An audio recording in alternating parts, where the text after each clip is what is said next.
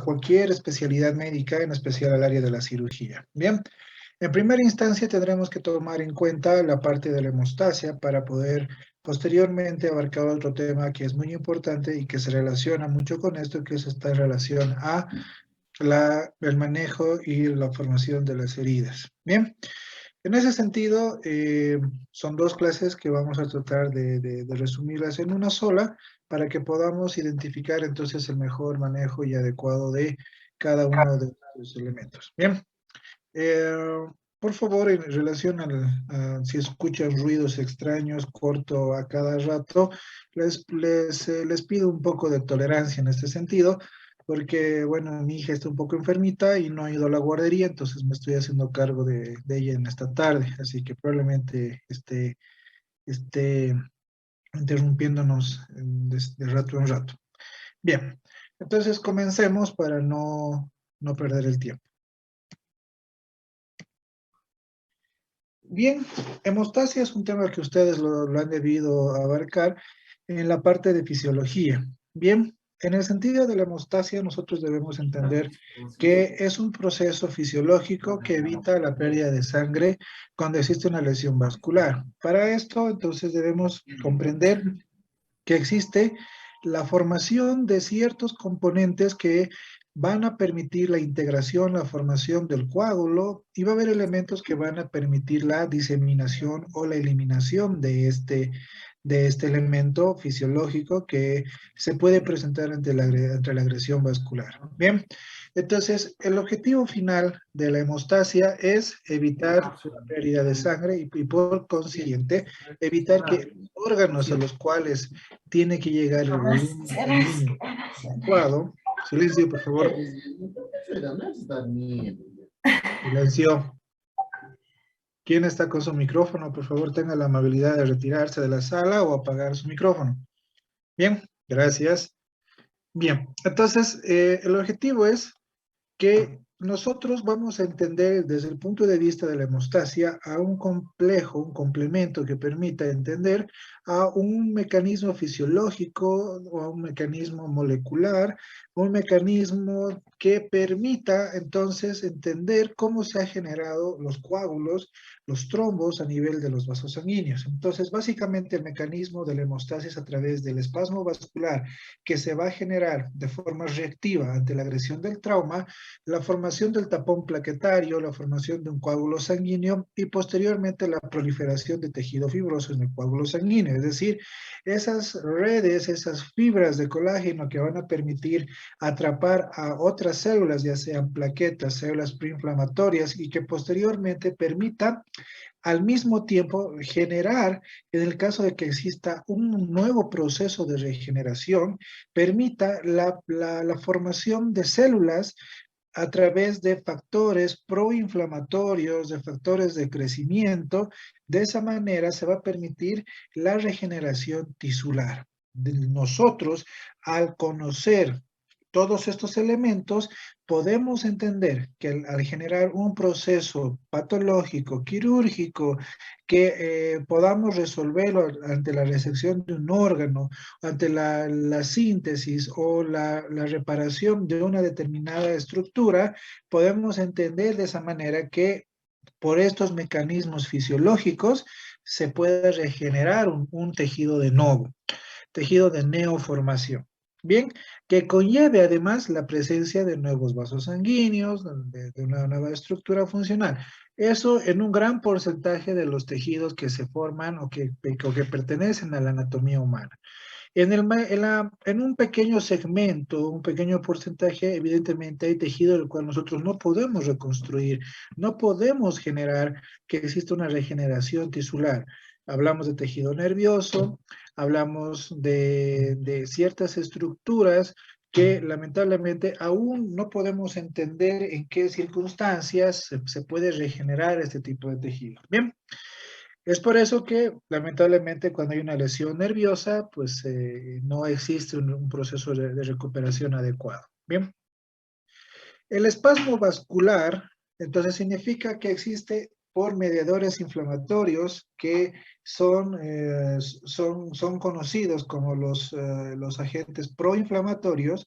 Entonces van a condicionar al espasmo vascular que se va a generar a nivel del músculo liso. Eso va a generar entonces que exista una presencia de estos elementos que a su vez van a permitir la agregación de otros elementos celulares que lo vamos a llamar en general leucocitos, y estos van a permitir a su vez degranulación de otras moléculas que van a permitir entonces la formación de un proceso inflamatorio.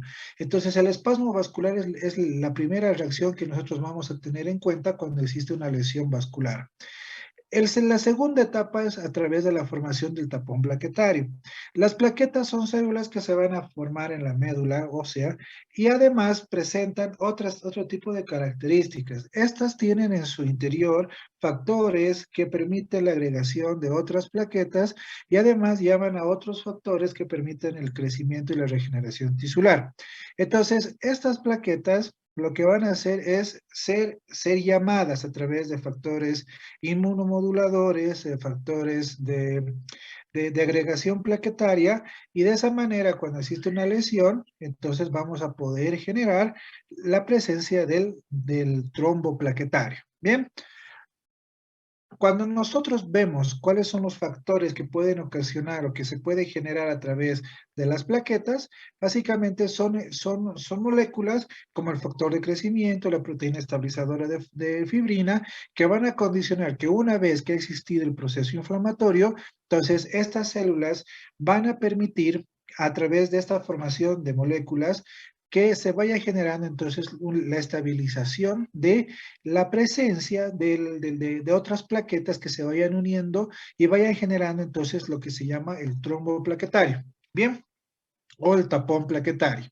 Entonces, una vez lesionado el elemento fundamental, entonces hay un factor que es muy importante que se encuentra a nivel del endotelio, que es el factor de von Willebrand. El factor de von Willebrand se libera y eso va a contribuir a la agregación de las plaquetas. Es por eso que pacientes que tienen ausencia del factor de von Willebrand pueden tener lesiones que pueden condicionar hemorragias muy importantes, y eso es una coagulopatía congénita, es una alteración de la coagulación que algunas personas pueden tener, ¿no? Actualmente este tipo de personas pueden recibir este factor de von Willebrand que se produce a través de terapia génica, pero que lógicamente tiene que estar consecuentemente cuidándose por el hecho de que ante una lesión, ante una agresión, pueden sangrar fácilmente, porque fisiológicamente no tienen defecto de formación de este factor de von Willebrand. Bien. Y otro mecanismo es a través de la formación del tromboxano 2 y el adenosín difosfato. Estos elementos son formadores, son elementos que son propios de la plaqueta, y estos a su vez van a permitir la migración de otras células proinflamatorias. Bien, entonces este es un mecanismo morfológico y muy importante para la formación del tapón plaquetario. Bien. Cuando aparece el coágulo sanguíneo, significa que al mismo tiempo que se ha generado la formación del factor de von Willebrand, al mismo tiempo que se han formado los elementos de agregación plaquetaria, que se ha estimulado los factores de crecimiento, se ha permitido entonces que existan expresión de moléculas que permita entonces el proceso inflamatorio. A su mismo tiempo se ha activado otros mecanismos como el mecanismo de las cininas, el mecanismo de las proteínas procoagulantes y anticoagulantes para generar entonces la formación del coágulo sanguíneo. Y para esto ustedes ya deben conocer la formación de la cascada de la coagulación. Elementos que van a contener elementos comunes a las vías de formación de factores que van a permitir entonces la activación de la protrombina en trombina. Bien, entonces de esa manera, esos factores de la coagulación clásicamente denominados o actualmente denominados o conocidos en números romanos, que anteriormente tenían factores o nombres como el factor de von Willebrand, factor de Stewart-Prower, factor de Hageman. Entonces, por mecanismos didácticos, ¿no? Estos factores de la coagulación se ha decidido no nominarlos en una numeración romana para entender un poco el orden correlativo que pueden tener estos para la formación de la activación de la protrombina en trombina. ¿Y por qué es importante entender eso? Porque estos factores de la coagulación van a ser inhibidos ante la presencia de algunas anomalías, por ejemplo, la alteración del factor de Hageman, la alteración de los factores de von Willebrand, las alteraciones congénitas, por ejemplo, de algunos factores, el 2, 7, 9, 10, o la alteración, por ejemplo, hepática que puede afectar a los factores hepáticos de la coagulación, que es el 2, 7, 9 y 10 también, ¿no? Entonces, es importante entenderlos. O dentro de la terapéutica que se puede hacer en pacientes que necesitan ser preventivamente anticoagulados o pacientes que necesariamente tienen que ser revertidos de un proceso de anticoagulación. Entonces, tenemos que entender que hay factores que son comunes a las dos vías que ustedes ya deben conocer, en el sentido de la terapéutica que se va a utilizar en el caso de un proceso preoperatorio o posoperatorio, en el entendido de un paciente que necesita anticoagulación o tiene que generarse un estado de procoagulación. Bien, entonces, la teoría básica que nosotros conocemos es la presencia de los procoagulantes y los anticoagulantes. Seguramente en fisiopatología, espérenme un ratito, por favor. No sé qué está haciendo mi pequeña, espérame un ratito.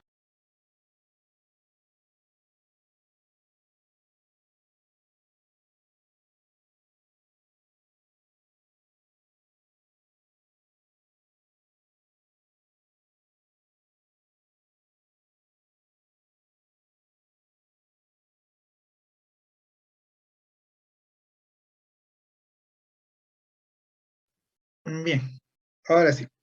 Entonces, cuando ustedes han visto en fisiopatología, decíamos, o me imagino que ya han debido conocer el tema de inflamación.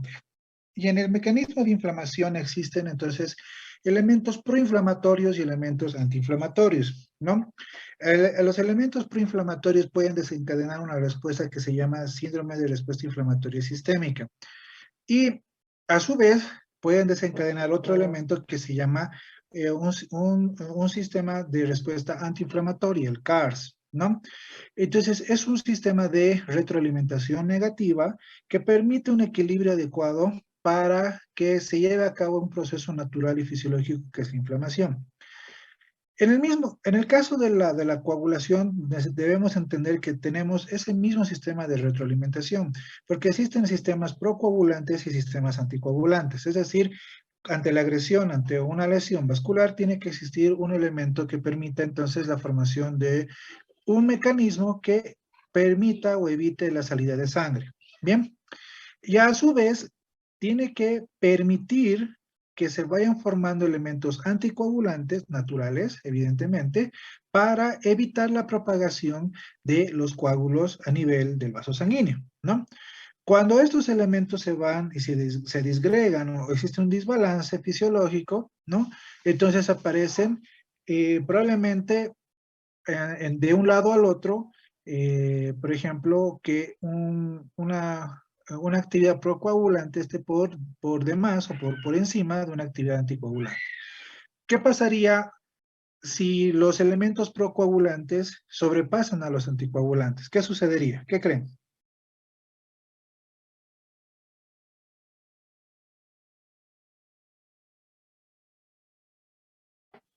¿Qué pasaría si los elementos procoagulantes vencen o ganan a los elementos anticoagulantes? ¿Qué sucede? Formación de coágulos y puede... Mayor cantidad de coágulos, eso se llama, excelente, mayor cantidad de coágulos. Los coágulos empiezan a aparecer en todas partes. Fisiopatológicamente hay un síndrome que se denomina coagulación intravascular diseminada, Entonces, el sistema coagulatorio se excita tanto, ¿no? Que lo que va a condicionar es la generación entonces de estos factores procoagulantes.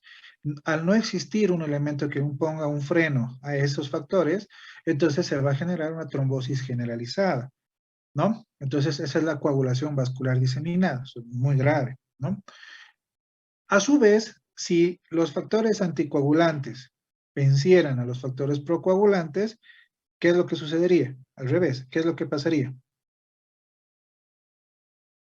¿Qué sucede?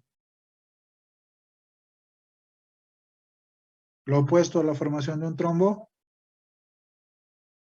¿sí? Se Hemorragia. desangra. Hemorragia. Hemorragia. El paciente se desangra, básicamente. Sangra por los ojos, sangra por todos lados. Genera hemorragia, ¿no? Entonces, puede ser que el paciente esté tan anticoagulado por una iatrogenia que no se haya controlado los fármacos anticoagulantes, entonces el paciente se desangra, ¿no? Básicamente muere ensangrentado, ¿no? Entonces, ¿qué es lo que tenemos que entender? Entender que estos factores procoagulantes y anticoagulantes viven en armonía, ¿bien? Esa armonía es a través de perdón, ahí está, en relación a cómo va a responder el organismo en relación ante la agresión. Entonces, ¿qué es lo que nos interesa? Es la activación de la protrombina en trombina. La trombina es lo que va a generar la conversión del fibrinógeno en fibras de fibrina. El fibrinógeno es una proteína que se forma en el hígado y que al desdoblarse van a formar fibras, como mallas. ¿Para qué? Para albergar, para permitir la presencia de células que se vayan a acoplar a estas fibras y vayan a generar entonces una malla, un tapón, un verdadero trombo, un coágulo. ¿Bien? Entonces, la fase final de la formación del coágulo es la activación de la protrombina en trombina. Si no existe esto, la trombina jamás va a formar el fibrinógeno, jamás va a actuar sobre el fibrinógeno. ¿Bien? Ahora, la conversión de protrombina en trombina va a tener entonces esa consecuencia. La protrombina se activa por el activador de la protrombina en presencia de un ion que es el ion calcio.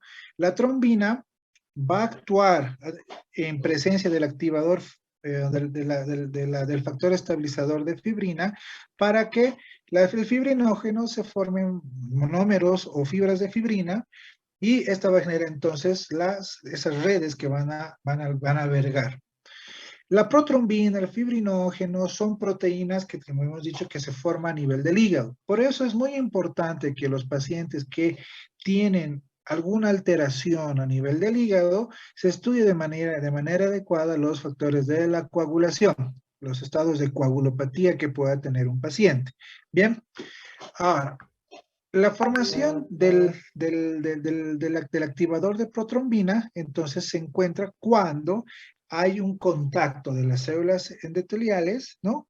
Y esto, entonces, básicamente va a activar, hay un activador de la protrombina. Bien, ahora, el activador de la protrombina se puede formar a través de dos vías, la vía extrínseca y la vía intrínseca. Bien, la vía extrínseca, ¿no? Entonces, son vías que son más o menos parecidas, alguna es más rápida que la otra y que tienen factores en común. Bien, la vía extrínseca entonces aparece a través del traumatismo tisular. El factor tisular, ¿qué es lo que va a condicionar? Va a condicionar a la presencia del colágeno, la presencia del factor de Willebrand, formado de factores activadores de colonias, de plaquetas, de leucocitos, etcétera. Entonces van a generar, ¿qué cosa? Que el factor 7 se active a factor 7 activado. Bien, ese factor 7 activado en presencia del factor 10, básicamente con la molécula del calcio, se va a activar. Bien, entonces la vía común es el factor 10. Bien, todos van a llegar, todas las vías van a llegar al factor 10. Entonces, el factor 10, que es el factor activador de la protrombina, va a actuar, ¿no?, sobre la protrombina, bien, y va a generar entonces la activación de la trombina. Bien, la vía extrínseca es una vía muy rápida, es una vía que actúa inmediatamente. Bien, entonces básicamente la vía extrínseca comienza con el factor 7, se activa el factor 7 activado, ese factor 7 activado activa al factor 10 a 10 activado, y eso es lo que genera entonces la activación de la protrombina a trombina. Entonces es un factor molecular. La vía intrínseca, entonces, es un poco más larga, ¿bien? Ahí actúan las vías de cinina, por ejemplo, que van a permitir entonces la presencia de ¿qué? De la activación del factor 12 a 12 activado, del 12 activado al 11. El 11 es activado por el factor 12, el factor 11 es activado y activa al factor 9. El factor 9 actúa de la misma manera que el factor 7, ¿no? Activando el factor 8, y el factor 8 es el que activa al factor 10, ¿no? Entonces, más o menos va en una cascada, por eso se llama cascada de la coagulación. Bien, ¿cuál es la vía común? El factor 10, porque el factor 10 al factor 10 activado de igual manera va a actuar como activador de la protrombina, y es lo que va a generar entonces la vía común. Bien, ¿por qué es importante reconocer las dos vías de una manera clásica? Porque los factores 2, 7 y 9, 10 son factores que se están formando, ¿dónde? En el hígado. Eso significa que podemos dar fármacos que ayuden a la formación de estas proteínas. ¿Y cuáles son los fármacos que van a contribuir y van a ayudar a la formación de estas proteínas? La vitamina K. Entonces, la vitamina K son factores K dependientes, se denomina, van a formarse a través de la asimilación de hepática, y van a formar entonces estos factores, el factor 2, 7, 9 y 10. Es por eso que un paciente que tiene alteración, por ejemplo, de la vía extrínseca, ¿no?, alteración de la coagulación, uno de los elementos es administrar vitamina K para mejorar los factores de la coagulación, factor 2, 7 y 9, 10. O si nosotros queremos inhibir los factores K dependientes, existe un medicamento que se llama warfarina. La warfarina inhibe la formación de los factores K dependientes, 2, 7, 9 y 10. Entonces, si nosotros quisiéramos, por ejemplo, generar un estado de procoagulación en un paciente que ha sido operado, por ejemplo, de una válvula, de una prótesis valvular, entonces estos pacientes necesitan estar anticoagulados de por vida. Entonces, aquí aparece el concepto de mantener un estado procoagulante. El INR, que es un elemento que nosotros un poquito lo vamos a ver tal vez en el preoperatorio, pero es importante reconocerlo ahora. El INR es un estudio que se llama la razón normatizada internacional. Es una medida de laboratorio que nosotros tomamos en cuenta para valorar el estado de coagulación de un paciente. Entonces, un paciente que tiene un INR de 1 es normal, pero en los pacientes que están con un estado de procoagulación permanente, como los pacientes que son sometidos a un trasplante, los pacientes que son sometidos a un estado de recambio valvular, entonces estos pacientes tienen que estar necesariamente anticoagulados. Entonces, por ejemplo, se puede utilizar warfarina. Entonces, la warfarina, al actuar sobre los factores K dependientes, genera un estado de procoagulación. En estos pacientes, por ejemplo, el INR debería estar entre 2 y 3. Bien, al revés, si nosotros tenemos un INR muy alterado y el paciente no está recibiendo, por ejemplo, ningún anticoagulante, entonces probablemente esté alterado otro estado patológico que condiciona alteraciones a nivel de la coagulación. Por ejemplo, falla hepática. Un paciente con falla hepática puede tener alteraciones del INR, alteraciones en la coagulación, y lógicamente eso puede generar una alteración grave de un paciente cuando tenga que ser sometido a un procedimiento, por ejemplo, ¿no? Entonces, esos son los factores K dependientes. Existen otros fármacos como la heparina.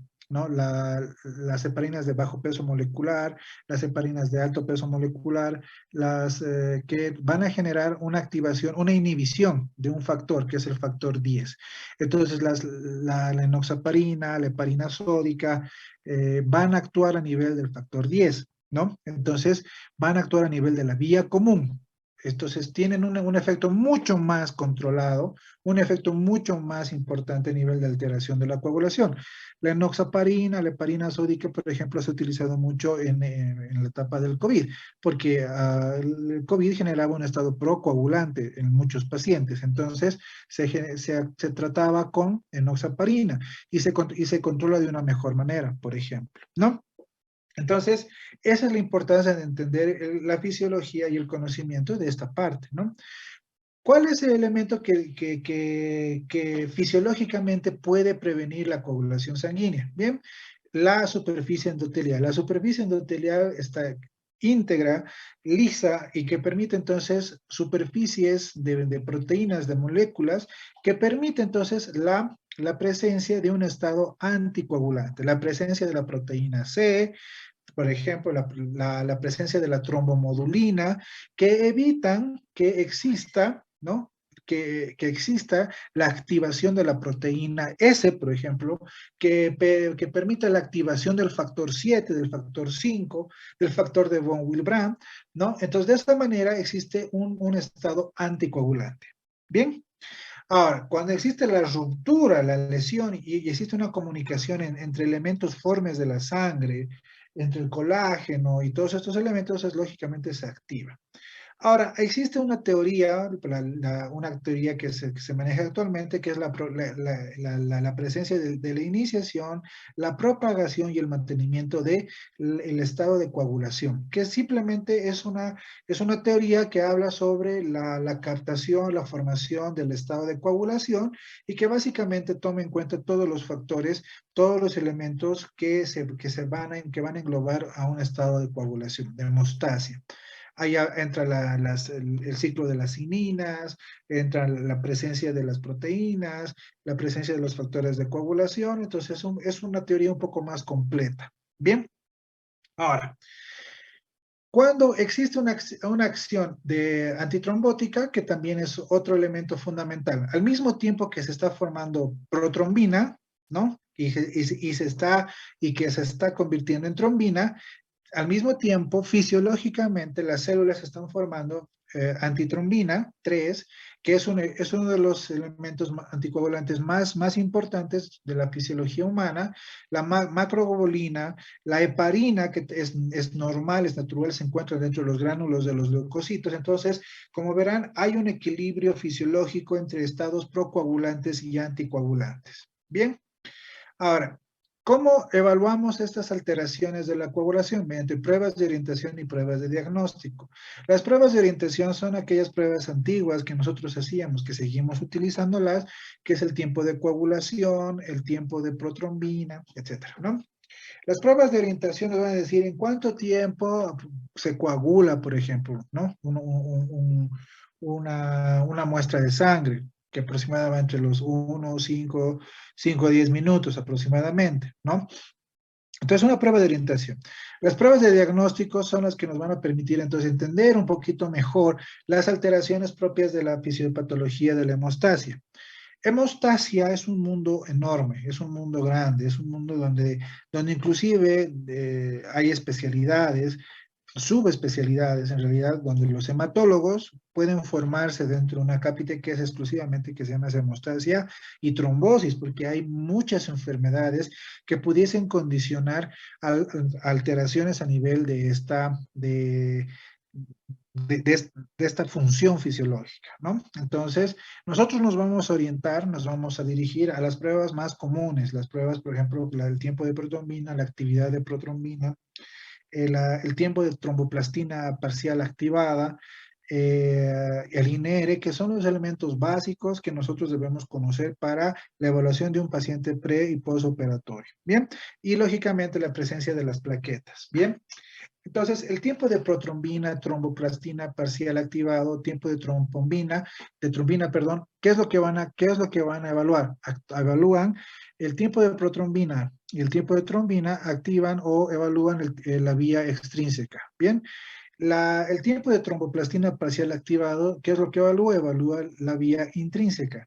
Entonces, ¿qué es lo que estamos evaluando? Estamos evaluando el tiempo en el que se activan estas vías. Bien, el recuento plaquetario, lógicamente estamos hablando de un elemento fundamental que pertenece a la hemostasia, son las plaquetas. Lo normal es que las plaquetas se encuentren entre 150.000 a 450.000 plaquetas por milímetro cúbico.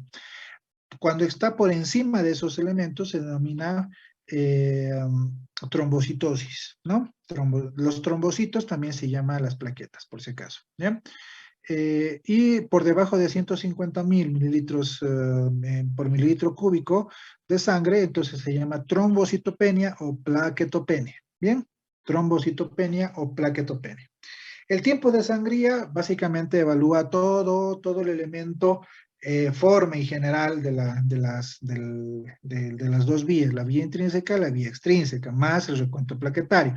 Si la vía extrínseca está alterada, la vía intrínseca está alterada, si las plaquetas se encuentran alteradas, entonces el tiempo de sangría se va a alterar, ¿no? Entonces se va a incrementar.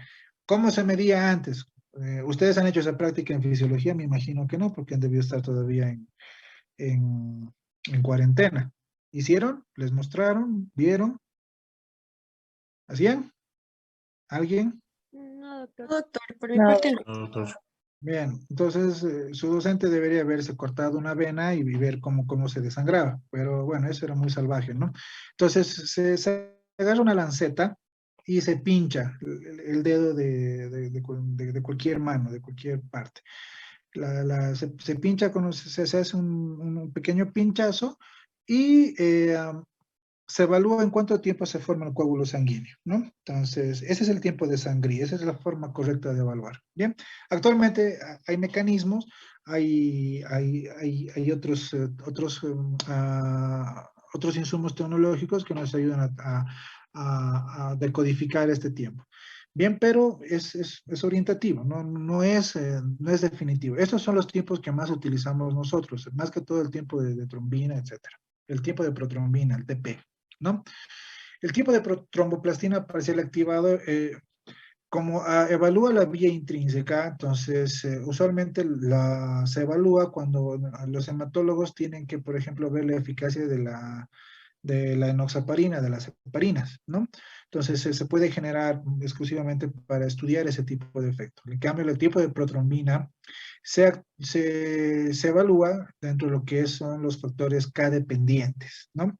La evaluación del factor 2, 7, 9, 10. Entonces, si el tiempo de protrombina, el TP, el famoso TP, se encuentra alterado, ¿no?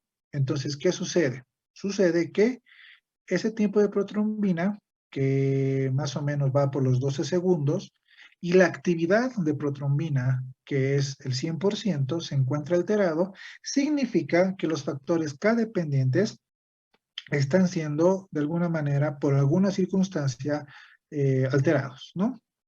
Entonces, digamos, tengo un TP de 15 segundos y una actividad de protrombina de 60%. Entonces, significa que los factores K dependientes de alguna manera están siendo alterados. Bien, puede ser por un estado de sepsis, puede ser por un estado de coagulopatía, falla hepática, etcétera. Bien. ¿Cuáles son las pruebas de diagnósticos? Ya, pues son pruebas que ya son mucho más específicas, que como les decía, entran de otro acápite, que es la hemostasia y la trombosis, que es una subespecialidad de la hematología. Entonces se puede dosificar factores de coagulación. Bien, se puede para evaluar y encontrar alteraciones intrínsecas o extrínsecas de algunos factores de la coagulación. Puede ser que tenga algún factor que no tenga ese paciente. Los factores de fibrinógeno, por ejemplo, la determinación de los factores de degradación del fibrinógeno, la determinación del dímero D, que nos ayuda mucho en algunos estados de procoagulación que son muy importantes, por ejemplo, en la coagulación vascular diseminada, en la presencia de algunas enfermedades procoagulantes como del tromboembolismo pulmonar. Se ha intentado correlacionar la presencia del dímero D con algunas enfermedades muy graves en cirugía, como por ejemplo la trombosis mesentérica, la isquemia mesentérica aguda, todos los eventos isquémicos que corresponden a la vía gastrointestinal. Sin embargo, pues son inespecíficos, pero sí aparecen cuando hay estados de procoagulación. Bien, y la presencia de anticoagulantes circulantes. Entonces, cuando hay venenos, envenenamientos, por ejemplo, tóxicos, o de alguna manera se genera un estado de desequilibrio anticoagulante, ¿no? Cuando hay, por ejemplo, hemorragias. Ahora, dentro de esto, por ejemplo, existe del arsenal terapéutico que se puede manejar actualmente, pueden existir factores de coagulación, ¿no? Los crioprecipitados, por ejemplo, que son elementos que se sacan de la sangre de los pacientes. Por terapias génicas se puede formar coágulos, o perdón, se puede formar factores de la coagulación específicos en pacientes que necesiten esos factores de coagulación. Se puede administrar factores de coagulación también, ¿no? En pacientes que tengan hemorragias severas por muchas circunstancias. Entonces, tenemos este arsenal terapéutico. Lógicamente, va a depender de cada situación patológica, ¿no? Nosotros, dentro de la evaluación del área quirúrgica, ya de lo que nos compete como área, entonces vamos a tomar en cuenta algunos de estos elementos para tratar de evaluar cuándo algunos pacientes tengan ciertas características que salen fuera de lo común, ¿no? No va a ser común que yo solicite, por ejemplo, una determinación de dímero D, no va a ser común que yo permita que yo solicite dosificación de factores, no es como para nada. Entonces, eso es importante determinar, ¿bien? Lo más común es esto, las pruebas de orientación. ¿Bien? ¿Por qué? Porque eso nos orientan a ver cómo está el estado de coagulopatía de un paciente. La mayoría de los pacientes, el 90% de los pacientes que nosotros operamos, tienen que tener estos factores adecuados. Si no tienen, por ejemplo, un tiempo de protrombina adecuado, no tienen plaquetas adecuadas, no tiene un INR, un INR que es de 1 adecuado, entonces el paciente no entra a cirugía porque se puede desangrar, ¿no? Salvo alguna circunstancia que sea una emergencia, y eso que se sobrevalora el estado de riesgo del paciente, entonces ya con algunas medidas tendrá que ser sometido a algunos factores terapéuticos que permitan mejorar el estado de coagulación. Entonces eso lo vamos a ver cuando veamos preoperatorio. Bien, ¿qué es la transfusión? La transfusión es la presencia de administrar sangre, ¿no? Sangre, paquetes sanguíneos de una persona que ha donado hacia otra. Esa es una transfusión, ¿no? Entonces, la transfusión sanguínea va a depender de los elementos que necesitemos para que un paciente necesite sangre. Entonces, la primera transfusión que se hizo en la historia se realizó a través de una transfusión de la sangre de un perro a una persona. Lógicamente, la persona que recibió la sangre del perrito, pues falleció inmediatamente por un shock anafiláctico. Bien, hablando de situaciones catastróficas, voy a ver qué está haciendo mi hija porque está muy callada.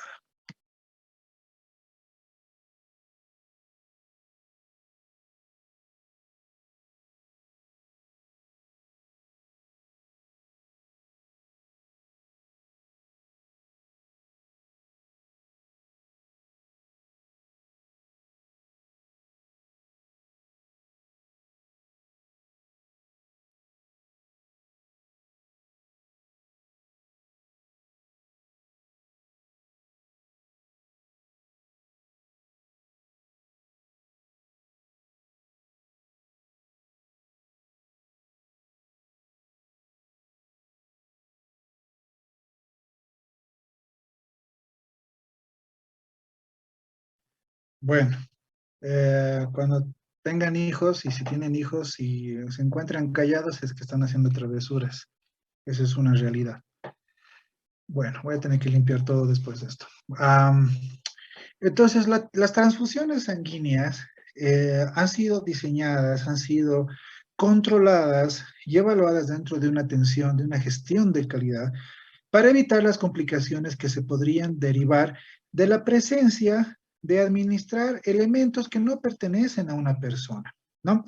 ¿Por qué? Porque existen factores como los factores RH, los factores Retius, que han sido descritos en los monos Retius, ¿no? El factor RH positivo, RH negativo. Los anticuerpos de Thomson, ¿no? Los factores A, O, 0, ¿verdad? AB, B. Estos y otros factores más que pudiesen condicionar que son la presencia de anticuerpos y al administrarse de una persona que tiene cierto tipo de anticuerpos a otra persona que tiene otros anticuerpos, entonces puede desencadenar un hecho fundamental que se relaciona a un evento inmunológico, que es una reacción de hipersensibilidad. Esta reacción de hipersensibilidad puede generar la muerte de un paciente por un shock anafiláctico. Por eso, las reacciones de hipersensibilidad pueden ser inmediatas, pueden ser tardías, pueden desencadenar elementos fisiopatológicos dentro de una persona. Aunque pese a que existe ya controles rigurosos en relación a los factores Retius, a los factores Thomson, a la presencia del tipo de sangre que uno pueda tener. Aún así, si yo estoy recibiendo, por ejemplo, yo soy O positivo, yo puedo recibir O, ¿no? Otro tipo de O. Soy como se dice, soy un donador universal, ¿no? Entonces, puedo recibir un O positivo. Pese a que estoy recibiendo un tipo de sangre que tiene las mismas características inmunológicamente hablando, entonces puedo generar este tipo de alteraciones. Estas alteraciones, entonces, tienen que ser evaluadas. Entonces, la, la función, el objetivo para que una persona reciba transfusión sanguínea es en relación a varios elementos. Primero, la presencia de pérdida de sangre. Puede ser que un paciente esté con hemorragia severa, entonces el paciente necesita sangre inmediatamente. Eso se ve más que todo en los eventos, por ejemplo, nosotros en el área quirúrgica, los eventos traumáticos, un trauma en cual un paciente está con shock hipovolémico necesita volumen de sangre. En el caso de una enfermedad clínica, un paciente que tiene una hemorragia digestiva alta, un paciente que tiene una hemorragia digestiva baja, un paciente que se encuentra con anemia severa, ¿no? Entonces, esos pacientes necesitan volumen de sangre, entonces se tiene que generar una transfusión de sangre. Bien, y la transfusión entonces va a depender de qué es lo que necesita entonces el paciente. La transfusión puede ser en relación a qué? A volumen, puede ser en relación a componentes, hemocomponentes, ¿no? Glóbulos rojos, puede ser que el paciente necesite solo factores de la coagulación, puede ser que el paciente necesite plasma, esto se llama plasma fresco congelado. Entonces, eso va a depender, ¿no? Entonces, de qué es lo que necesita. Nosotros dentro del preoperatorio debemos entender que, por ejemplo, un paciente que se encuentra con shock hipovolémico, entonces el paciente va a necesitar sangre durante la cirugía. Un paciente que tiene alguna alteración, alguna enfermedad que ocasione alteraciones a nivel de sus recuentos de elementos formes de la sangre, probablemente necesite transfusión sanguínea. Entonces, existen también indicaciones pertinentes en el cual tenemos que valorar como médicos. Yo como cirujano, por ejemplo, si yo tengo una hemoglobina menos de 12 o menos de 10 y que sé que el paciente puede sangrar en una situación de emergencia, entonces tengo que pedir paquetes de sangre, paquetes globulares para que evitar una situación de riesgo durante una cirugía o dentro de un proceso preoperatorio tratar de mejorar los valores de hemoglobina para que el paciente que se encuentre con anemia moderada, anemia severa, mejore estos valores en el caso de que un paciente pues, necesite ser operado. En estos casos, pues ya tengo a la mano otras especialidades, especialmente la hematología, que me puede ayudar a manejar y valorar por qué un paciente puede estar con anemia o no. Puede ser que sea una anemia carencial, puede ser que sea una anemia carencial. que un paciente no esté consumiendo suficiente ácido fólico, que no esté consumiendo suficiente vitamina B12, puede ser que no consuma hierro por diferentes circunstancias y necesita una cirugía, entonces tendremos que el hematólogo tendrá que evaluar las características de este paciente para que posteriormente necesite o no una transfusión, o corregir estos factores para mejorar el estado de anemia. O puede ser que el paciente tenga una enfermedad crónica, una enfermedad de mucho tiempo, en el cual se forma anemia, pero de otras características. Entonces el paciente, por más que le demos hierro, por más que le demos ácido fólico, no va a mejorar porque las características son otras por las cuales se ha formado la anemia, ¿no? Y que ustedes seguramente van a poder valorar esos elementos en un preoperatorio y entender un poco mejor cómo se trata la anemia, cómo se maneja el estado de anemia cuando lleven la materia de hematología, ¿no? Entonces, ¿cuáles son los elementos que se puede presentar en la anemia? O sea, perdón, en la transfusión. La aglutinación inmediata, que son los eventos inmediatos que se van a presentar. La aglutinación tardía, que son los eventos tardíos que se van a presentar en un paciente. La destrucción, ¿no? De eritrocitos, que son básicamente a lo que va a llevar una reacción inmunológica ante la presencia de una transfusión, ¿no? Si no se ha controlado de una manera adecuada. Entonces, la complicación grave es la hemólisis de eritrocitos, entonces el paciente va a entrar en falla renal, en falla cardíaca, en falla hepática, va a ser una reacción, un shock anafiláctico fatal, y el paciente va a fallecer, ¿no? Estos son los grupos sanguíneos, ¿no? Seguramente lo han visto también ya en fisiología, el grupo O, el grupo 0 en realidad, ¿no? Grupo O, ¿no? El grupo A, B, A, B, ¿no? Entonces hay que entender que tenemos que conocer el grupo sanguíneo de nuestro paciente, porque si va a necesitar sangre, la complicación más grave de poner una sangre que no es adecuada a un paciente es el fallecimiento. Es una realidad, ¿no? El factor RH, ¿no? El factor RH, a nosotros nos interesa el factor RH si es positivo o es negativo. Entonces es lo que debemos entender. Bien. Entonces, el proceso de aglutinación es más o menos así como cómo se va a ir formando la situación, ¿no? Bien, de la sangre, nosotros lo que vamos a obtener es el concentrado de eritrocitos, ¿bien? El plasma enriquecido en plaquetas, y además a través del plasma enriquecido, podemos obtener crioprecipitados, ¿bien? Ahora, el plasma fresco congelado, que es lo que nosotros tenemos a la mano, ¿no? Entonces, es un concentrado de plaquetas, es un concentrado de proteínas, es un concentrado de factores de la coagulación, etcétera, que se puede administrar en el caso de que un paciente, por ejemplo, necesite controlar su estado de hemorragia, ¿no? Entonces, se administra, tiene una duración de 1 hora, 2 horas, para que se mejore el estado de coagulación. ¿Bien? El concentrado de eritrocitos o la sangre total tiene un complemento fundamental que es para mejorar el volumen del paciente, especialmente con la sangre total. El concentrado de eritrocitos para mejorar el aporte de células formes que van a transportar oxígeno. Entonces, paciente que se encuentra con shock hipovolémico, que está con anemia severa, entonces necesita concentrado de eritrocitos, sangre total, etcétera. Si un paciente necesita mejorar su coagulación, entonces podemos mejorar con un plasma fresco, que es un componente general. Si queremos ser más específicos, solamente queremos factores, podemos pedir crioprecipitados. Entonces, los crioprecipitados tienen factores, son ricos en factores de la coagulación. Si solamente quisiéramos plaquetas, entonces tenemos que pedir plasma rico en plaquetas, ¿no?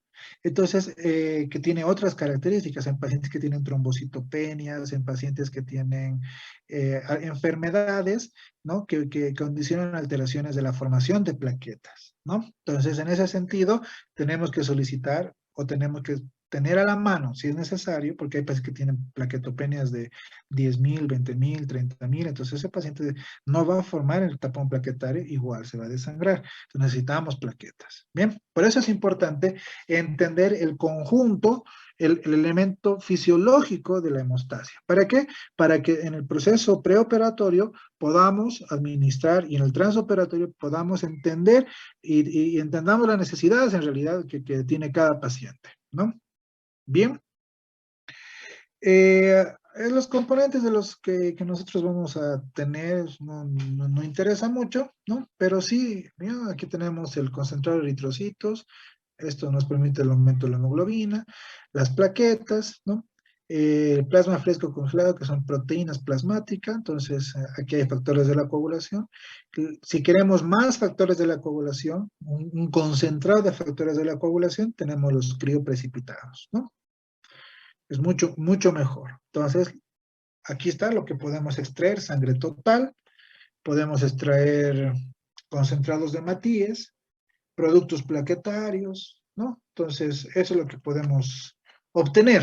Entonces, eso es lo que nos sirve a nosotros como elemento para el manejo de la hemostasia. Entonces, la hemostasia, ya desde un punto de vista terapéutico, desde un punto de vista aplicativo, entonces, es importante entender los elementos que pueden afectar a la hemostasia, ¿no? Los factores de la coagulación alterados. Puede ser que el 90% de los pacientes, lo más común es que tenga alguna alteración, por ejemplo, a nivel hepático o alguna enfermedad infecciosa, alguna enfermedad que condicione alguna alteración de los factores de coagulación. El otro 10%, incluso menos, tal vez el 1 o 2% de los pacientes, tal vez pudiese tener alguna enfermedad congénita, alteración de alguna la hemofilia tipo 1, tipo 2, tipo 3, alteraciones del déficit de la proteína C, S, déficit de antitrombina, o sea, puede tener cualquier cosa, eso, pero es un porcentaje muy pequeño. Entonces, que no entraría dentro de la bolsa, pero sin embargo hay que estar atento ante estas circunstancias. Bien, entonces, al entender esto, debemos comprender, razonar que los pacientes que van a tener alguna enfermedad y que van a ser sometidos a un procedimiento quirúrgico, entonces tenemos que tener pruebas que nos orienten, que nos valoren la prueba, la vía intrínseca, la vía extrínseca, y si necesitamos, si llegásemos a necesitar algún elemento terapéutico, entonces tenemos fármacos que pueden actuar sobre la vía intrínseca, extrínseca. Podemos actuar sobre pacientes que necesitan factores de la coagulación, pacientes que necesiten volumen, en caso de que haya sangrado, que haya hemorragia. Entonces, todos esos elementos que son parte de la hemostasia nos ayudan a manejar de una forma más integral y de una manera más adecuada a nuestros pacientes. Bien, si quieren complementar más sobre este tema en relación a hemostasia, entonces les sugiero lean el Schwartz, la última edición, en el capítulo de hemostasia. Es muy lindo ese capítulo y es más o menos todo lo que ustedes deberían saber. Ven un poquito más profundo en realidad, pero yo les aconsejo ya estos temas que no son ya tanto técnica quirúrgica, ¿no? Pero son parte fundamental de la introducción a la cirugía, tienen que conocerlos. Bien, ¿alguna consulta, alguna duda acerca de esto?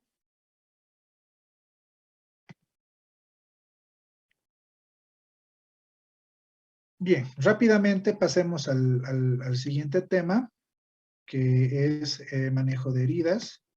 Entonces, son dos temas básicamente que tenemos que ver ahora. Esto es un poquito más corto.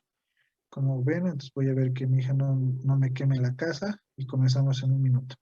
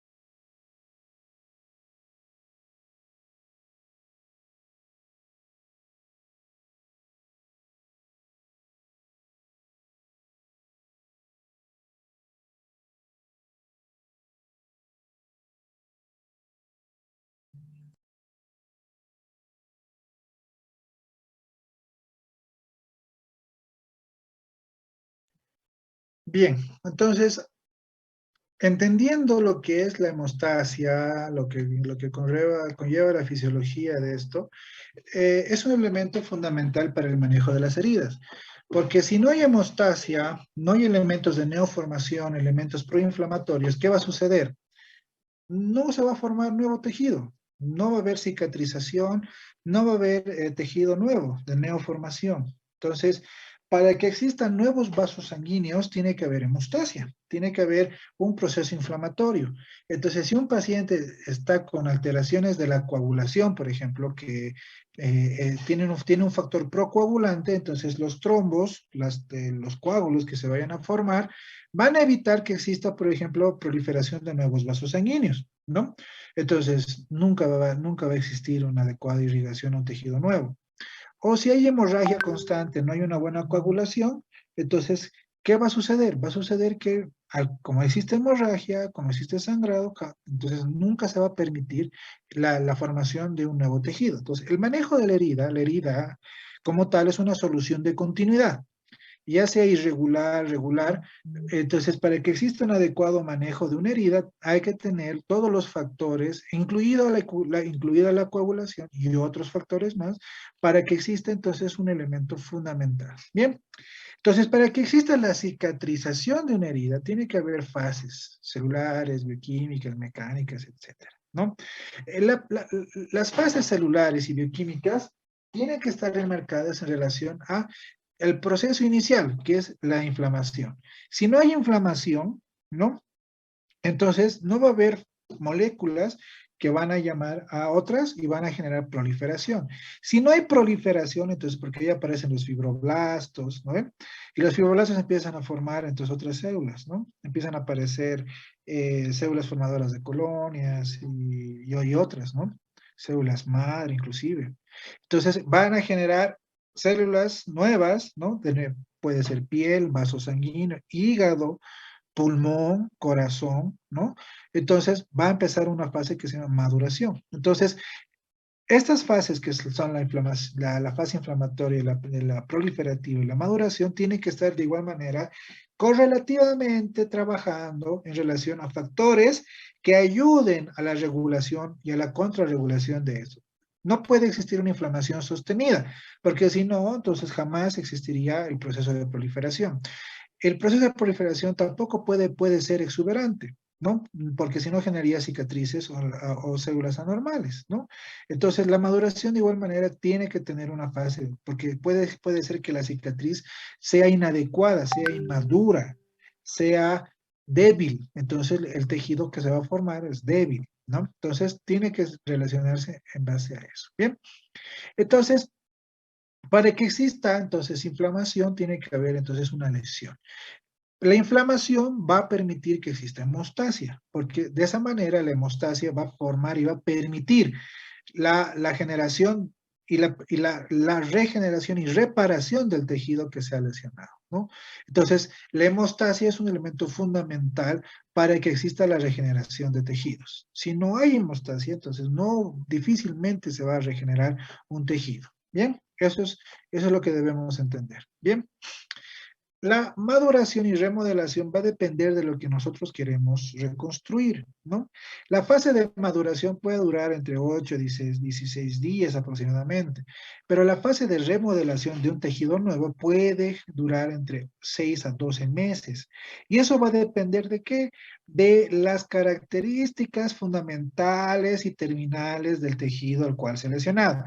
Es decir, si yo he lesionado corazón, entonces he suturado corazón, el corazón se ha regenerado, entonces en 12 meses debería haber tejido cardíaco, no debería haber otro tejido, ¿no? Porque si no, entonces sería una lesión que podría generar una nueva lesión. Bien, entonces va a depender de muchas circunstancias. Para que exista una remodelación adecuada, entonces no solamente es la presencia del tejido mismo, o sea, de las células que van a generar la regeneración, sino las otras, las que son la base fundamental, el tejido conectivo, ¿bien? Que va a generar entonces la reconstrucción de ese tejido, ¿bien? En histología, cuando ustedes han llevado colágeno, ¿qué les decían que es el colágeno? ¿Qué es el tejido conectivo? ¿Qué es el tejido conectivo, jóvenes?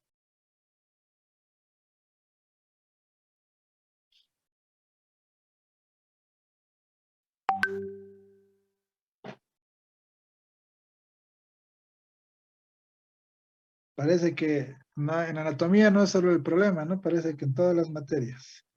No se preocupe, no se preocupe, ¿ya? Entonces, la matriz de cualquier tejido es el tejido conectivo. El tejido conectivo está formado por colágeno, diferentes tipos de colágeno, una sustancia fundamental, entonces que puede estar formado por fibronectina, proteoglucanos, proteínas, etcétera, ¿no? Ácido hialurónico, etcétera, ¿no? Entonces, esto va a permitir que exista entonces la matriz, el sustento del tejido. Sin tejido conectivo no se puede unir un miocito a otro, no se puede integrar el tejido nervioso a la citoestructura, ¿no? Entonces el tejido conectivo es fundamental, ¿bien? Y para que se forme nuevo tejido conectivo, entonces tiene que haber ciertos factores adecuados, proteínas, un estado nutricional adecuado, un sistema inflamatorio adecuado, un sistema fisiológico que permita la regeneración tisular. Bien. Y la fase fundamental, que es la que va a generar la epitelización, básicamente es cuando ya se ha generado la remodelación, entonces la epitelización se va a generar ¿dónde? En todos los tejidos que tienen epitelio. Todos los tejidos tienen el endotelio, todos los tejidos que tienen, por ejemplo, tienen serosas, que son epitelios, ¿no? Entonces, estos van a regenerarse de forma adecuada. Entonces, para que existan estas regeneraciones, tiene que haber factores fundamentales, como factores de crecimiento, tipo TGF, beta, PDGF, el IGF, que son los factores de crecimiento próximos a la insulina, ¿no? Entonces, todos estos factores van a condicionar a que exista nuevo tejido. Entonces, estas fases, tienen que estar, lógicamente, son proteínas, son factores, y todos estos responden entonces al estado general de un paciente. Bien. La última fase de la formación o la regeneración de una herida es la contracción de la herida. Bien, para que exista la contracción de la herida, entonces tenemos que generar nosotros mecanismos que permitan entonces la síntesis o la aproximación de una región. Por eso, cuando existe una lesión, si se perfora el intestino, no esperamos a los 6, 12 meses a que se forme un nuevo tejido intestinal, o que se forme un nuevo tejido miocárdico, o que se forme nueva piel. ¿Qué es lo que hacemos? Reparamos, reconstruimos, hacemos anastomosis, hacemos síntesis del miocardio, hacemos suturas en la piel. ¿Para qué? Para que los tejidos por aproximación generen un proceso de hemostasia y empiezan a generar proceso proinflamatorio y se empiezan a generar todos esos mecanismos de regulación para que exista proliferación, remodelación, maduración. Bien. Cuando no se puede generar eso, entonces en ciertas circunstancias, entonces, ¿qué es lo que va a suceder? Va a aparecer tejido. O sea, no digo que no va a aparecer, puede aparecer, pero lógicamente, prácticamente, fisiológicamente, clínicamente, asistencialmente, no es posible pues tener a un paciente 12 meses con un abdomen abierto, controlando que se cierre el intestino, no. Entonces, hay circunstancias en las cuales tenemos que tratar de resolver lo más rápido posible. En caso, hay otras heridas, por ejemplo, las úlceras, ¿no? O heridas que se necrosan y que forman soluciones de continuidad mucho más grandes, ¿no? Van a cerrar y se van a formar otro tejido que es tejido de regeneración, que clásicamente se llama tejido de granulación, que es ese tejido de neoformación que se está formando y que va a generar entonces una cicatrización por segunda intención. Esta cicatrización de segunda intención está llena de miofibroblastos. Estos miofibroblastos van regenerando tejido, van regenerando estructura celular y que va aproximando la herida. Esto se llama contracción de la herida. Bien, entonces puede durar 6 a 15 días, puede durar mucho más inclusive. Entonces va cortando un proceso en el que probablemente ha sido difícil inicialmente hacer una cicatrización por primera intención. La cicatrización por primera intención significa que yo aproximo dos estructuras en una sutura de piel, por ejemplo, es una cicatrización por primera intención. La cicatrización por segunda intención, entonces yo dejo que se forme tejido de granulación en un espacio hueco, vacío. Y si yo quisiera cerrar ese espacio hueco, vacío, cuando ya veo que existe una aproximación de las líneas de sutura, evitando que exista un adecuado, una inadecuada tensión de los tejidos, que condicione a adherencia de sutura, a que condicione a otros problemas, entonces puedo cerrar. Entonces, cuando yo cierro por aproximación una lesión por segunda intención, se llama segunda intención diferida o tercera intención. Bien, esos son los tipos de cicatrización que yo puedo tener quirúrgicamente en un paciente. Bien, ¿cómo se clasifican las heridas? Agudas y crónicas. Entonces, aquí tenemos la herida limpia por incisión quirúrgica, tenemos bordes limpios, bordes uniformes, entonces ahí yo puedo hacer por primera intención. Sutura, sutura mecánica, sutura manual, etc. En una segunda intención, entonces se forma por tejido de granulación y hay contracción de la herida. Entonces, eso se llama segunda intención. Cierre primario diferido, cierre primario tardío, tiene varios nombres. Tercera intención. Entonces, una vez que se ha formado el tejido de granulación, posteriormente se cierra con cualquier mecanismo, entonces eso se llama tercera intención. Bien, cuando una herida no cicatriza más de 3 meses, se llama herida crónica. Las heridas crónicas usualmente también se pueden generarse cicatrización por primera, segunda y tercera intención. Depende la forma en que nosotros podamos manejar estas heridas. Pero son heridas más difíciles. ¿Por qué? Porque las heridas crónicas no tienen buena vascularización, los tejidos son débiles, son lábiles, no tienen una buena matriz. Los pacientes que tienen este tipo de heridas crónicas usualmente son desnutridos, tienen comorbilidades, por ejemplo, alteraciones vasculares periféricas, insuficiencia venosa, insuficiencia arterial, diabetes con microangiopatía. Entonces, tienen alteraciones, ¿no? Que pueden condicionar alteraciones en la cicatrización. Entonces, estos pacientes pueden formar este tipo de heridas crónicas. ¿Bien? ¿Cuáles son los factores entonces que alteran la cicatrización? La edad. Un paciente añoso, ¿no? Más de 60, 70 años, tiene dificultades para la cicatrización porque sus mecanismos homeostáticos son débiles. Un paciente que está desnutrido, lógicamente no tiene los elementos formes suficientes para adecuar una buena cicatrización. Los traumas, las enfermedades metabólicas, pacientes con hiperglucemia, los pacientes inmunosuprimidos. ¿Por qué? Porque son pacientes, por ejemplo, que consumen mucho corticoide, ante una enfermedad, ante una agresión, ante una lesión, lógicamente no van a tener esas células porque van a estar suprimidas para poder generar la cicatrización. Entonces, para que exista una adecuada regeneración tisular, tiene que haber inflamación.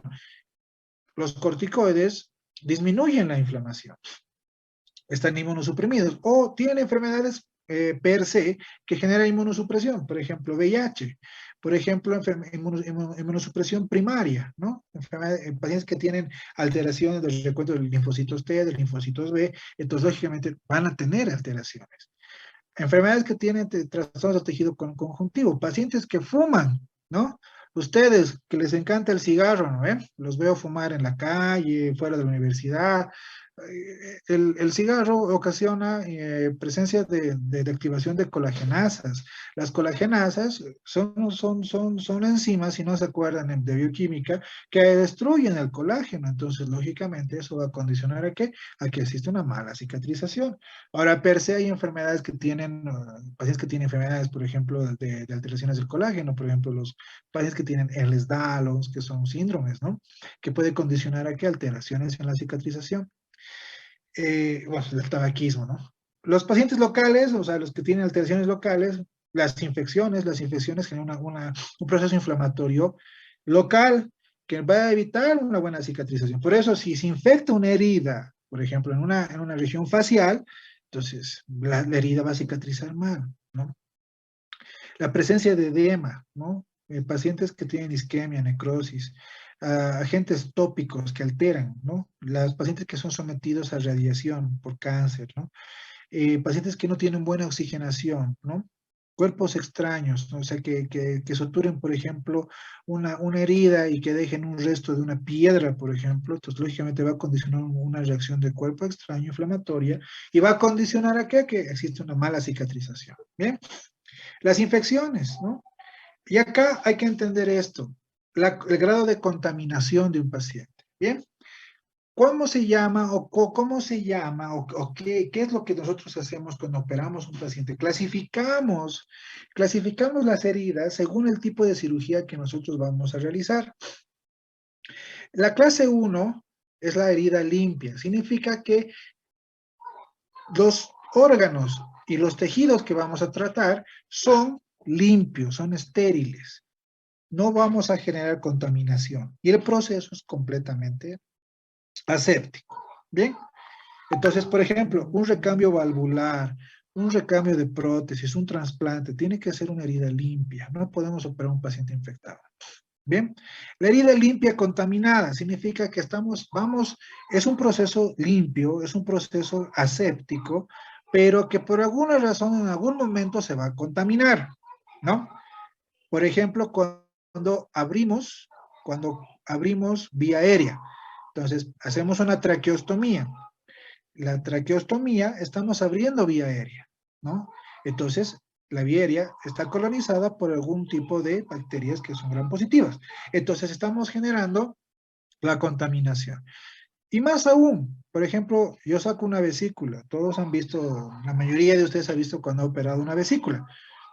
Al cortar el conducto cístico, estoy exponiendo la bilis, aunque sea una microgota, pero estoy exponiendo a la cavidad abdominal esa microgota y estoy generando entonces la presencia de esos microorganismos que se encuentran en la bilis a la cavidad abdominal. Es por eso que ahí aparece el concepto de antibiótico profilaxis, por eso lo vamos a ver también en otro tema. Entonces, la herida limpia contaminada significa que yo estoy ingresando a una cavidad, no, no estoy diciendo que esté perforada, sucia, sino que voy a sacar un órgano y al contaminar esa herida, esa cirugía, entonces se convierte en una cirugía limpia contaminada. Y la herida es una herida limpia contaminada. ¿Bien? La clase 3 significa que yo estoy, por ejemplo, operando una herida contaminada. O sea, por ejemplo, que haya apendicitis, que haya pus, que haya infección a nivel del pulmón. Entonces, estoy generando una herida, el tratamiento de una herida contaminada. Y eso va a generar la evolución de la herida. ¿Por qué? Porque si yo veo que una herida limpia y una herida limpia contaminada se han infectado, ¿no? Entonces significa que es más probable que el mecanismo de la cirugía misma, es decir, el equipo quirúrgico, la técnica del cirujano, las condiciones instrumentales del paciente, no el paciente, han hecho que se infecte ese paciente. Entonces, es un tema de calidad, de gestión de calidad. En cambio, si una herida contaminada y una herida sucia se infectan, es lo previsible. Porque una herida contaminada significa que está llena de pus, que ha evolucionado de una manera tórpida, ¿no? Una perforación de víscera hueca, un absceso, ¿no? Entonces, eso significa que esa herida va a infectarse de igual manera. Una herida sucia ya significa que el tiempo es una herida contaminada, pero que ha generado entonces ya un efecto de no solamente pus, sino que ya hay necrosis, hay gangrena, hay liquefacción de tejido, ¿no? Operamos apendicitis podridas, sucias, con presencia de peritonitis fecal, por ejemplo. O abscesos que están con osteomelitis, ¿no? Con infecciones del hueso. Entonces, eso es una herida sucia, es una herida sumamente sucia, contaminada. Entonces, ese tipo de heridas, lógicamente, van a condicionar a infección. Por más que los operemos, por más que demos antibióticos, tiene un 50-70% de que se va a infectar. Hagamos lo que hagamos. Por eso hay que controlar. Bien, ¿cuáles son los agentes que más infectan estas heridas? Staphylococcus aureus, ¿no? Es la más que especialmente infecta la piel. E. coli, enterococcus, especialmente cuando hay heridas contaminadas, heridas óseas, ¿no? Porque las heridas sucias y las heridas contaminadas más aparecen, bueno, usualmente aparecen más cuando hay afecciones del tracto gastrointestinal, ¿bien? Y cuando hay una infección de herida, puede ser suprafacial y profundas.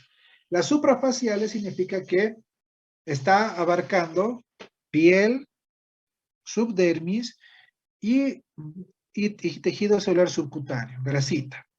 Cuando es una herida profunda, ya está tocando la fascia, las fascias superficiales y profundas, músculo, hueso. Entonces son heridas profundas, infecciones profundas. Bien, cuando es una herida suprafacial y hay una infección de eso, entonces usualmente aparece eritema, coloración rojo violácea de la región, edema, la presencia de proceso inflamatorio y dolor, ¿no? Cuando es una lesión profunda, cuando ya se ha generado una profundización, una complicación de la herida infectada, entonces aparece leucocitosis y fiebre. Entonces, ¿qué significa? Que ya estos pacientes pueden requerir limpieza quirúrgica, tratamientos más agresivos para el manejo de estas heridas, ¿no? Las heridas crónicas, ¿no? Las heridas crónicas, aquellas que no cicatrizan en 3 meses, entonces habíamos indicado que son varios factores que desencadenan esto, ¿no? Alteraciones en la oxigenación, o sea, por alteraciones de la vascularización, proceso inflamatorio excesivo, por ejemplo, pacientes que tienen cáncer, ¿no? De piel, alguna región superficial, aparece la úlcera y no va a cerrar, ¿por qué? Porque hay una inflamación sostenida. Bien, falta de respuesta a señales reguladoras. ¿Por qué? Porque son proteínas. La regulación de proteínas va a permitir que se formen proteínas, esas proteínas van a permitir la señalización de factores de crecimiento, de células que van a ayudar a regenerar, a remodelar esas regiones. Entonces, son pacientes desnutridos, por ejemplo, ¿no? O pacientes seniles, viejitos, ¿no? Que tienen alteraciones ya fisiológicas y que va a condicionar entonces que no exista una adecuada, una adecuada cicatrización. Los traumatismos repetidos, los pacientes con úlceras, ¿no? Varicosas, los pacientes con pie diabético, con diabetes, no se golpean, se rascan, se lesionan y no sienten dolor, entonces son traumatismos repetidos, ¿no? Entonces puede condicionar a eso, ¿no? La lesión de todo eso. Entonces, ¿qué es lo que tenemos que hacer cuando existe un manejo cada manejo que se tenga que hacer en un paciente tiene que ser integral, adecuado a cada paciente, ¿bien? Entonces, tenemos que ver cuál es la profundidad, qué tipo de tejido es el que vamos a ver, ¿es viable, no es viable, está bien oxigenado, no está bien oxigenado? ¿Cuáles son las estructuras que se pueden lesionar o que están circundantes? ¿Qué características tiene la lesión? ¿Es regular, es irregular? ¿Es una úlcera? ¿No? Entonces, ahí evaluamos, es la semiología del manejo de la herida, ¿no? La preparación, entonces, ¿qué es lo que vamos a hacer? Vamos a hacer una limpieza, entonces tendremos que anestesiar, tendremos que explicar al paciente, qué tipo de limpieza vamos a utilizar, solamente con solución, con soluciones antisépticas, vamos a necesitar controlar sangre, ¿no? Hemostasia, si es que son profundas, vamos a liberar tejido, se llama desbridamiento de tejido no viable. Vamos a hacer una escarectomía, una escarotomía. ¿Qué es una escarectomía? Se forman escaras, que es tejido necrosado, y se libera. Bien, vamos a utilizar agentes tópicos, vamos a utilizar antibióticos, vamos a utilizar vacunas, no sé, todo eso tenemos que hablar. Cada paciente es diferente. La aproximación, vamos a hacer sutura, vamos a hacer reconstrucción, vamos a suturar una herida lineal, le vamos a dejar un drenaje, vamos a suturar por planos, si digamos hay la posibilidad de que hay una línea facial, una línea de aponeurosis, una línea de tejido subcutáneo, todo eso tenemos que ver. ¿Qué tipo de material vamos a utilizar? Y ya saben qué tipo de material se puede utilizar en tejido estéril, en tejido no estéril. Yo utilizaré un monofilamento o utilizaré una sutura absorbible, utilizaré un pegamento. Entonces, y veremos qué tipo de pacientes vamos a tratar. Es un paciente que vive lejos, es un paciente que vive cerca. El retiro de sutura lo vamos a realizar en 4 o 5 días si es en la región facial. Si es en otras partes, podemos retirar 7, 10 días. En el seguimiento tendremos que ver si hay secreciones, hay débito hemático, seromático, purulento, cero purulento. Entonces, todas esas características es cuando tenemos que evaluar un paciente con una herida. Porque si no hacemos eso, el paciente se va a complicar y la herida se va a complicar y ustedes van a tener problemas, ¿no? Bien, esta foto yo les mostraba a los estudiantes esta mañana. Es un paciente que me vino de una comunidad indígena, ¿no? Era una niña de 11 o 10 años que tenía todo infectado. Esto ya después de la limpieza quirúrgica. Es una úlcera, ¿no? Pensábamos que era leishmania, pero las pruebas de frotis fueron negativas, ¿no? Entonces, probablemente ha sido una infección por un mosquito. Entonces, le hemos hecho una limpieza quirúrgica y hemos hecho curaciones. Este paciente debería haber sido sometida a un colgajo, un injerto, pero las condiciones en las que teníamos en el hospital no daba para darle. Además, esta paciente venía de una comunidad, venía cada semana, entonces no, era imposible. No tenía condiciones para internarse, la familia muy pobre, entonces una ONG la trajo esta niña, ¿no? Entonces la curamos, la fuimos curando y ese es el tejido de granulación. Entonces, este cierre ha sido por segunda intención. Esta niña la hemos curado y ha cicatrizado por segunda intención. Bien, este es un paciente que yo operé de una apendicectomía y me fui pues de vacaciones. Bueno, yo salía cada fin de semana después de 3 semanas de trabajo y bueno, pues operé un paciente, me tocó un viernes, lamentablemente lo operé, era una apendicitis con peritonitis y la herida pues yo la dejé, ¿no? La dejé para que el médico general la curara, ¿no? Y bueno, pues, ¿qué creen? No la curó, ¿no? No la curó hasta que llegué y en el oriente, pues hace calor y es muy fácil que se infecte una herida. Entonces, como no le dio la gana de ver a mi paciente, entonces la herida es infectado. Esta es una herida que esta ya es de la primera limpieza y la reconstrucción que tuve que hacer, porque si aquí ven, aquí se ve una línea morada, ¿se ve, verdad? ¿Siguen ahí o ya se han ido? Sí, Sí, doctor. Sí, se ve, doctor. Ah, ya. Entonces, ahí está, por ejemplo, ese es el hilo vicril que utilicé la primera vez, ¿no? Entonces, este paciente estaba haciendo dehiscencia de sutura, se estaba abriendo, estaba tan infectada y podrida la herida que se estaba volviendo a abrir. Entonces, tuve que hacer una limpieza quirúrgica, hacer una reconstrucción de planos. Entonces, empezó a quedar así. Esto ya es cuando ya está limpio, lo hubieran visto, era pues lleno de pus esto. Entonces, aquí está la reconstrucción. Miren cómo el tejido está empezando a llenar el espacio. Por segunda intención existe un mecanismo que hemos dicho que se llama contracción de la herida. Entonces, la herida se está contrayendo. Aquí está el ombliguito, ¿no? Entonces, miren cómo va quedando, ¿no? Cada vez más limpia, ¿no? Y al final queda esto, ¿no? Entonces, se va contrayendo la herida, ¿no? Esa es otra herida, un paciente que igual tuvo malos factores de reconstrucción.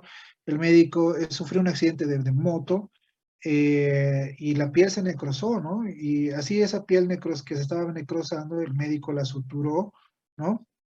Y bueno, pues lamentablemente la piel se murió, esto es piel muerta que ustedes están viendo, ¿no? Y pues el paciente se infectó, ese es igual, tuve que hacer una limpieza quirúrgica, ¿no? Estos son los puntos de sutura que le hizo el médico, no sé la verdad qué es lo que hizo, la verdad es un desastre, ¿no? Y bueno, tuve que curarla, hacer la limpieza quirúrgica, igual empezó a regenerar por segunda intención, ¿no? Entonces ahí se ve cómo se va generando nuevas islas y cómo va generando nueva piel, ¿no? Entonces, las líneas de sutura, este es, bueno, es un ejemplo, esto es como se hace una reconstrucción intestinal, es para eso, para que nosotros podamos generar la reconstrucción de los tejidos. Entonces, cada tejido, esta es una síntesis primaria, esa es una síntesis por primera intención, las otras que hemos visto es por segunda intención. Entonces, lo que vayamos a hacer es para reconstruir el tejido, es para que vuelva a tener su funcionalidad. Si es una úlcera de piel, La funcionalidad es que la piel vuelva a funcionar, o sea, que vuelva a recubrir, que tenga cobertura, que tengamos la capacidad de volver a tener una fisiología, por lo menos en un 80-90% de tejido que hacía lo que tenía que hacer, ¿no? Entonces, ese es el objetivo del manejo de las heridas. Bien, hemos terminado en punto. ¿Alguna consulta, alguna duda, algo que decir? Bien, estoy habilitando la plataforma en este momento para que suban sus actividades, los dibujos de las ondas y drenajes hasta la medianoche. Bien, eh, entonces, para la próxima semana, que va a ser nuestra actividad presencial, igual lo van a subir a la plataforma. Vamos a evaluar, vamos a generar un artículo sobre nuevos protocolos de manejo de heridas crónicas. Entonces, ustedes van a evaluar un resumen con su artículo respectivo de 5 años de antigüedad sobre nuevos protocolos de manejo de úlceras crónicas, ¿no? Entonces, la tecnología, los insumos, todo lo que se va creando va cambiando y hay fármacos que probablemente no tengamos. Pero, por ejemplo, tal vez ahora están utilizando factores recombinantes, no lo sé. Entonces, eso lo vamos a hacer para la próxima semana, ¿ya? Y esta semana, entonces hoy van a subir los trabajitos que les he solicitado de los dibujos de las ondas. ¿Sí, Adrián? Una consulta. Los dibujos nos dijo que era para antes del hito. Ah, ¿sí? Sí, sí. Ah, Sí, bueno. doctor, disculpe, yo me anoté eso. Ah, ya.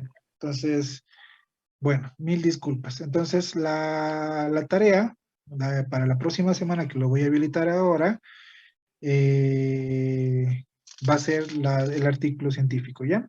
El protocolo de manejo de úlceras crónicas. ¿Bien? Muchas gracias, doctor. Que tenga linda noche. Bien, nos vemos. Que tengan buena noche y nos vemos la próxima semana. Hasta luego. Gracias, doctor, hasta Hasta luego, luego. doctor. Gracias. Hasta luego, doctor. Hasta luego, doctor. Chao, chao.